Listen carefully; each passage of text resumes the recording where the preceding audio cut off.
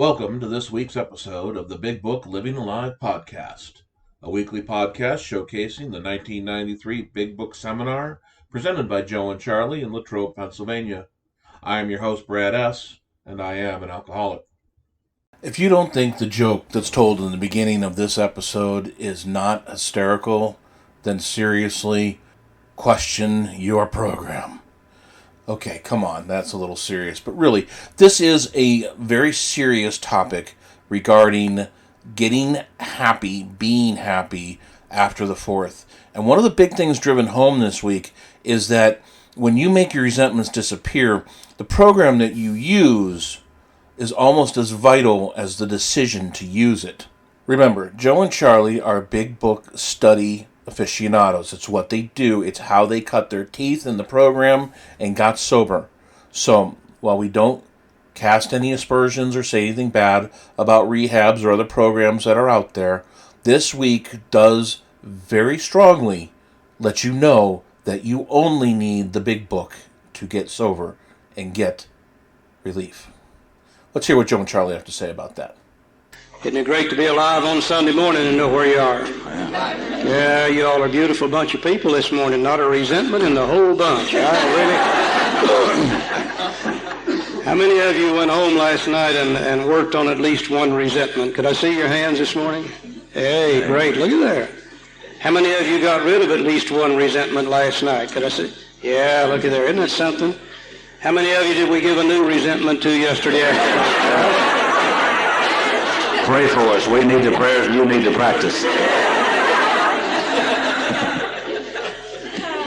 I have another little thing I found in my book one day. I hesitated to read it this morning, but Joe told me he thought it would be very appropriate, seeing as how we are where we are this morning, and seeing as how Larry's with us, so I think I'll go ahead and read it.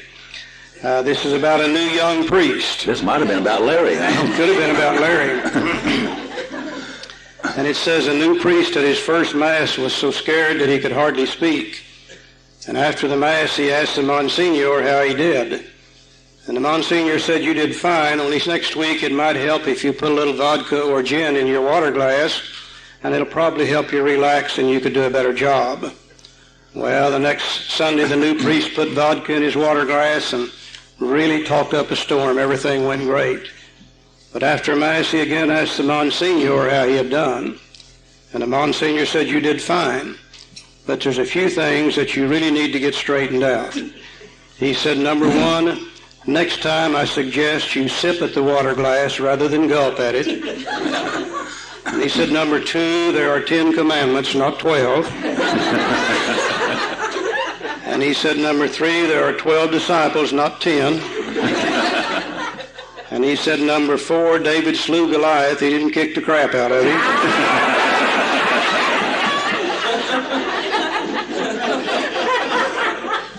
And he said, number five, we do not refer to Jesus Christ and his apostles as JC and the boys. And he said, next Sunday, there's a taffing pulling contest at St. Peter's, not a Peter pulling contest at St. And he said, number seven, we do not refer to the cross as the big T. And said, last but not least, we do not call the Father, Son, and Holy Ghost Big Daddy Jr. and the Spook.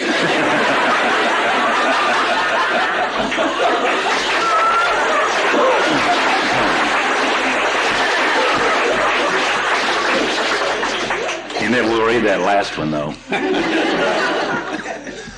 Okay, we've had a lot of fun this weekend, haven't we? Yeah, it's been great. It's great to know that we can have fun and laugh and enjoy ourselves and still be serious and work on a life-saving program at the same time. I think that's one of the great things that too many people in Alcoholics Anonymous are missing. They're missing the real fun and the real laughter and the real life-changing things that we can go through our program of Alcoholics Anonymous. We spent an awful lot of time yesterday afternoon in the beginning of Step 4. We talked a lot about the things that block us off from the sunlight of the Spirit. We talked about those things that were the outgrowth of a life lived on self-will run riot. We talked about the three common manifestations of a selfish, self-centered human being would be resentments, fear, guilt and remorse and shame associated with those people we've hurt in the past. And of course our book told us that they are basically the things that do block us off from the sunlight of the Spirit, with resentment being the number one offender that seems to destroy more alcoholics than anything else. So we took a sheet of paper. We made a list of our resentments in the first column on that sheet of paper. And most of us were quite surprised to find out how many resentments we really did have. You can only see one resentment at a time in your mind. And we'd never been able to see how many we really do have till we put them all down on a sheet of paper. In the second column on that list yesterday, we put down the cause of the resentment. What it is that they did to us that caused us to resent them in the first place. In the third column, we put down the part of self that was affected. And we found out that we can't really have a resentment unless there's been a threat to one of the basic instincts of life. And for the majority of us, for the first time, we begin to realize where anger really comes from. That it's the way we choose to react to a threat to one of the basic instincts of life. We also could see, after we had completed all three columns, how much time we had absolutely wasted in resentments, how many times we had played them over and over and over in our head, and we began to realize we really never did get even with anybody. We began to realize that they certainly never made us any money, certainly didn't make us feel better, certainly never helped straighten up a relationship with another human being, and we could see where the time spent in resentments was absolute wasted time. But we also saw that even though that was important, the really important thing is the main thing wrong with a resentment is when it blocks us off from the sunlight of the Spirit, it causes us to eventually become insane and causes us to go back to drinking. And we found out it didn't make any difference whether it was a justified or an unjustified resentment. In either case, it blocked us off from the sunlight of the Spirit and eventually would cause us to drink. When we really realized the stupidity of these resentments, when we realized how much time we had wasted in them, when we realized the strong possibility that we might get drunk over them, we found that about 95% of the resentments automatically disappeared. We fancy ourselves as reasonably intelligent people. We certainly don't like to look stupid. And we saw the stupidity behind the resentments, a great majority of them disappeared.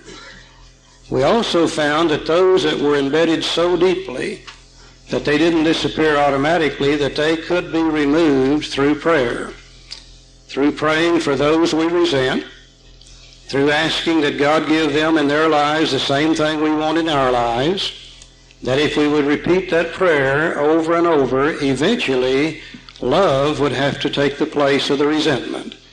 Because, of course, prayer is an example of love of one human being for another, and love and hate cannot exist on the same plane. So what we really ended up with is the fact that we could be just about 100% free of resentments if we wish to. We also found that if the resentments disappeared, the part of our mind that had been occupied by those resentments prior to that time now had to be filled with something else, that God wouldn't leave an extra hole in our head. We had enough of those already. And as the resentment disappeared, they had to be replaced. And we found that they were replaced with love, patience, tolerance, and goodwill toward our fellow man. And the really amazing thing about it is, to get the love, patience, tolerance, and goodwill toward our fellow man, we didn't have to go to any other fellowships or read any other books.